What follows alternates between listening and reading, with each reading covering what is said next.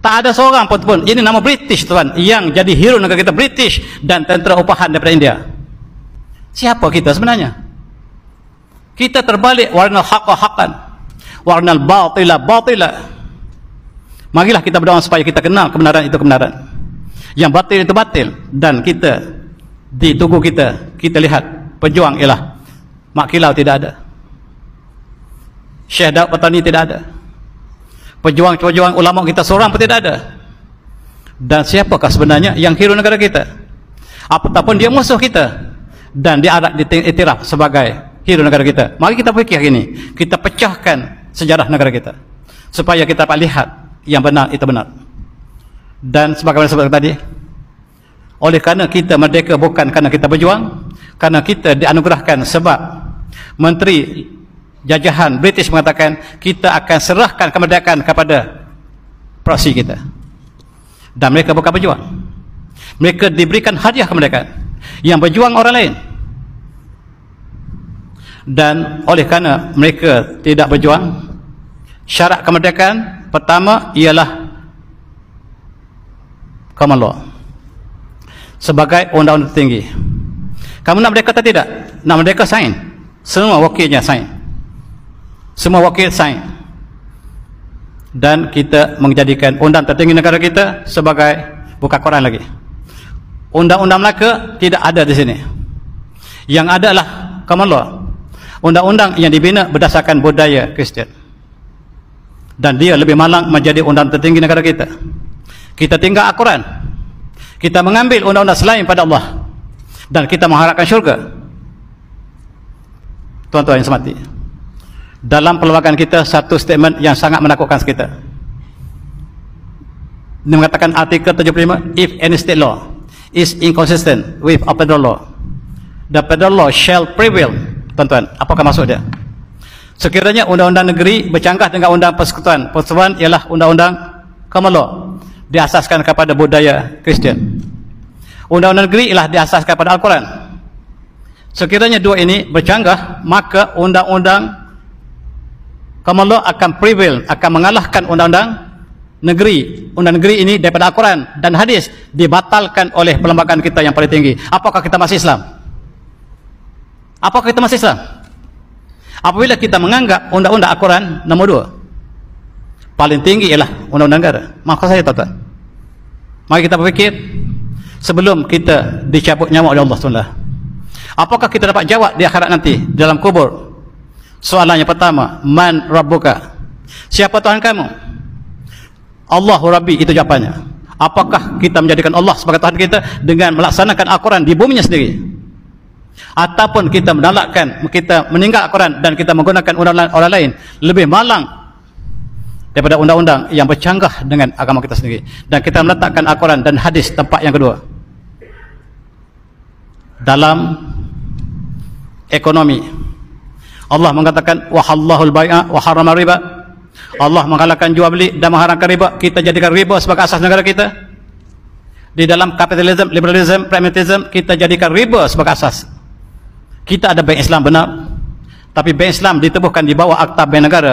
Bank negara masih dengan riba. Maka saya sekali lagi tuan-tuan, dan inilah uang poker. Inilah simbol kapitalisme negara kita. Siapa yang terlibat dengan uang pokok ini, dia akan terjajah oleh ekonomi kapitalisme. Dan hadis Rasulullah yang terkenal, ijtanibus sab'a al-mubiqat, jauhilah 7 perkara yang membinasakan. Apakah para sahabat bertanya, ma hiya Rasulullah? Apakah perkara itu? Mahunna, apakah yang membahaya itu? Rasulullah mensenaraikan antaranya lah riba, waklu riba, yang maka riba inilah antara dosa besar, dan kita menjadikan dasar negara kita, dan kita mengharapkan syurga. Dalam budaya kita masih bercuti pada hari Ahad dan hari Sabtu. Hari Sabtu orang Yahudi nak pergi ke gereja, nak pergi sinagog. Hari Ahad orang Kristian nak pergi gereja. Dan ustaz kita mengatakan Islam tidak ada hari cuti, sebab hari Jumaat pun Allah suruh kita bekerja. Fa iza qudiyat salatu tashiru fil ardi wa badaru min fadlillah. Apabila selesai sembahyang Jumaat, maka berterulah kamu di muka bumi dan cari rezeki Allah. Hari Jumaat pun kita kena kerja, kata ustaz kita. Tetapi apakah alasan mereka bercuti pada hari Ahad dan hari Sabtu? Kalau hari Jumaat pun kita bekerja, aula hari Jumaat, hari Sabtu kita bekerja. Dan ustaz yang separuh ini berhujah bahawa ayat Quran mengatakan kita tak boleh cuti pada hari Jumaat sebab Allah mengatakan demikian. Kalau kita cuti Ahad dan hari Sabtu, lebih aula kita cuti pada hari Jumaat. Itu simple logic. Tuan-tuan, kita sebut setiap kali kita solat sebagai penutup, qul inna salati wa nusuki wa mahyaya wa mamati lillahi rabbil alamin la syarikalah wa bidzalika umirtu ana awwalul muslimin. Dan katakanlah Muhammad, sesungguhnya solatku, korbanku, ibadatku, hidupku, matiku hanya untuk Allah SWT. La syarikah, tidak ada sebarang syirikan kepadanya, dan demikianlah aku disuruh, kata Rasulullah, untuk menjadi orang pertama yang menjual diri. Apakah benar pengakuan kita setiap kali solat?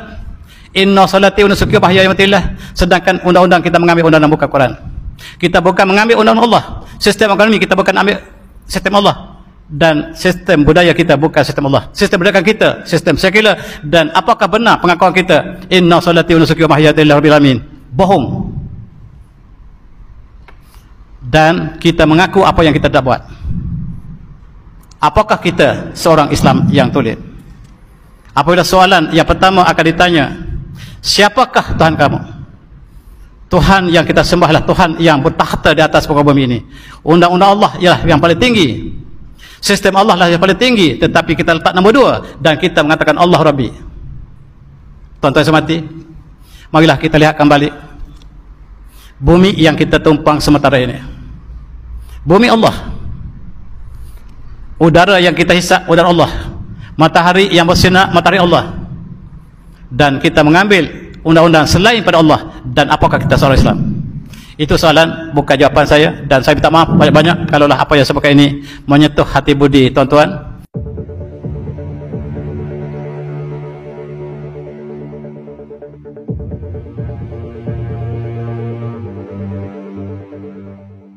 Orang Melayu satu bangsa yang istimewa, dan dia sangat bertoleransi, bertolak ansur, dan tertolak beransur-ansur dengan dirinya sendiri.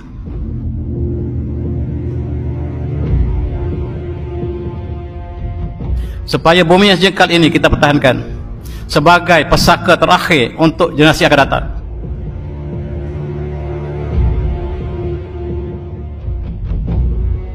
Dan di sebalik kejatuhan kita selalu ada pengkhianat dalam perjuangan. Orang Melayu terkenal selain pada sifat lemah lembut ialah sifat pengkhianat. Sentiasa wujud dalam sejarah kita. Negara sudah merdeka tetapi sejarah masih terjajah. Siapa kita sebenarnya?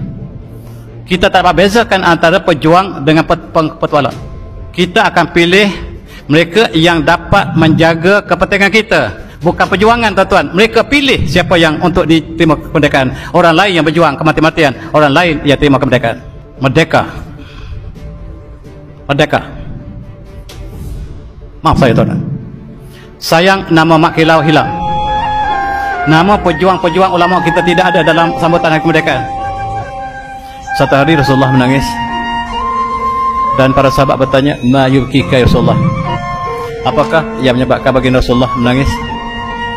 Qala, jawab Rasulullah, ishtaqtu li ahbabi, saya rindukan kekasih saya.